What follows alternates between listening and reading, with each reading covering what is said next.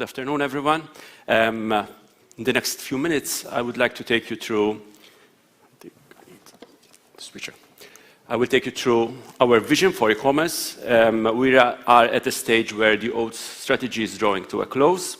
The government is working on a new ICT strategy, and we are looking at how we will implement our work plan for the coming years.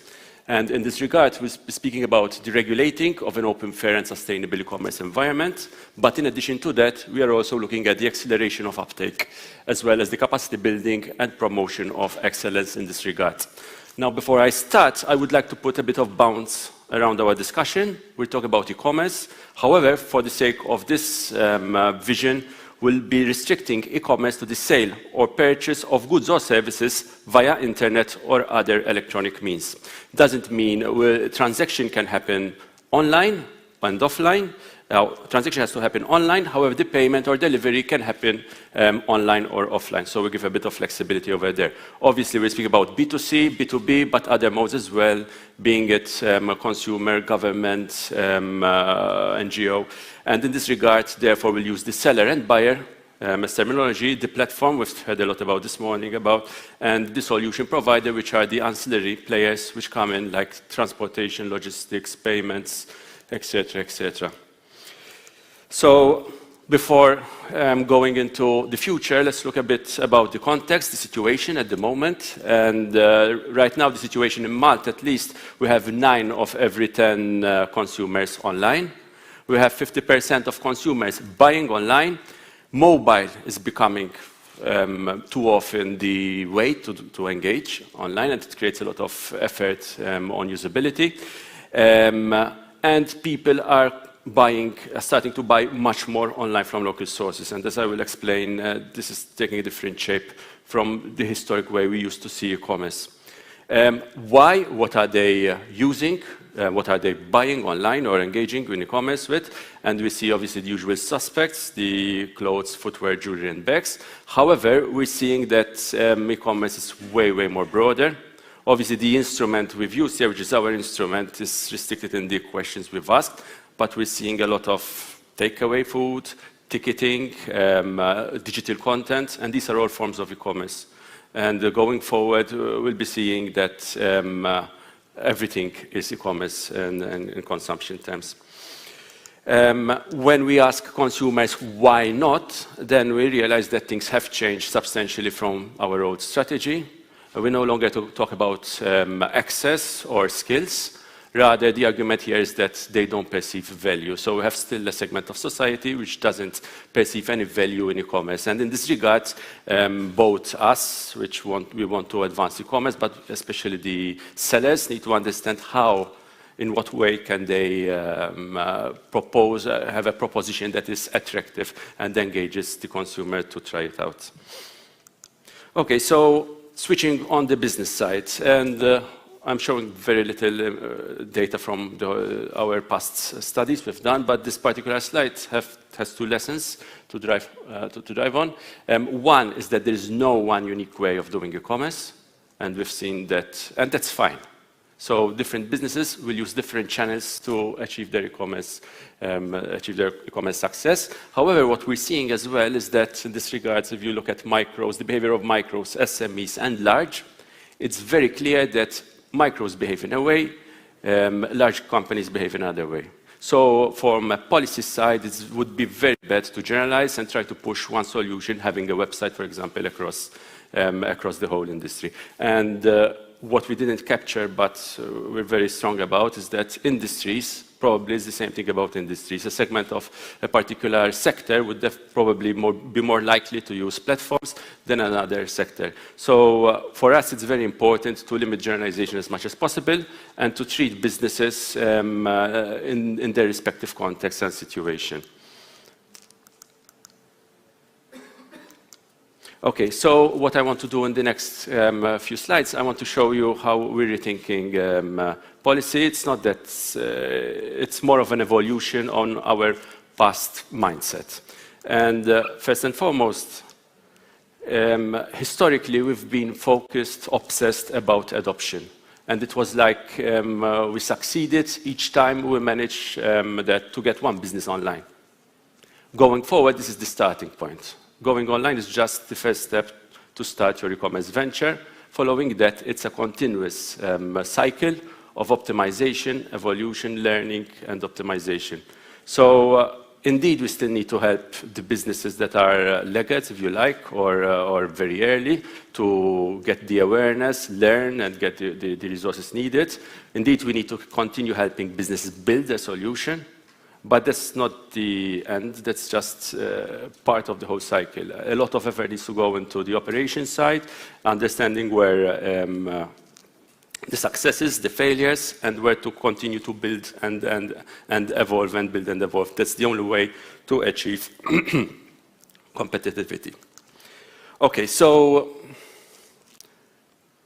we also understood that businesses are different and no one solution can be addressed to all businesses in the same way. So in this regard, future incentives, and even the way we try to categorize our intervention, we're seeing it divided into 3 types. We're seeing the traditional businesses which have been, which are first time, if you want. Probably they have inertia, they've been there, they've been doing it. Probably they have a good customer base, and so far haven't found the need to shift, or their business model is not really directly transferable to an online environment. These guys will need help in a specific way, and this is mostly what we've been doing in the past, and we need to continue working on.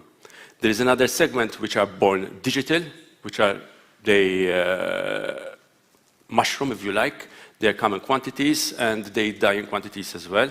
They are disruptive by nature. They come in very lean, very focused, and indeed these guys need to be helped because these guys bring about innovation and challenge the status quo, especially for the traditional businesses.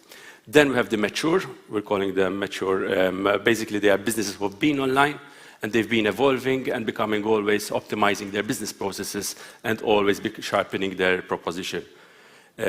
All 3 are important, and all 3 need to be addressed in their respective context and needs. And in this regard, one also needs to factor in, this is going back to the generalization mistake that can be done, that size will reflect the different businesses' needs and also the industry-specific sector. The other thing I want to share is that any e-commerce venture, and even any e-commerce intervention needs to take the whole dynamics into context. And here we're looking at these 5 dynamics we'll be taking into account in our future policy. Any venture or any intervention needs to take into account competition, the demand side. In this regard, it's the local demand, whether it's European and global. The regulations in place, the many regulations, those that are coming from us, and even regulations coming from sister organizations or agencies, and that need to be taken into the big context. The technology, the evolution of technology, and also the ecosystem of enablers out there, whether there's a complete ecosystem gaps, etc., in this regard. Now, I want to share with you some very high level how we see our policy forming up. We see at a 3-pillar work plan. Obviously, the first part will focus on the policy side, on the regulatory side, and we see ourselves continue to contribute to the EU e-commerce regulatory framework implementation locally. From our end, we'll continue to monitor and build intelligence, which will feed into our own policy, but also feed to the industry to take initiatives from their end, as well as we will continue to build the e-commerce forum as our forum where we can discuss policy, we interact with the industry, and we can from there build more informed and more effective policy in this regard. The second pillar will focus on seller capacity building. We've been doing this. We've got our Businessify program. We'll continue to build training and education and awareness with the eSkills foundations and other public and private entities.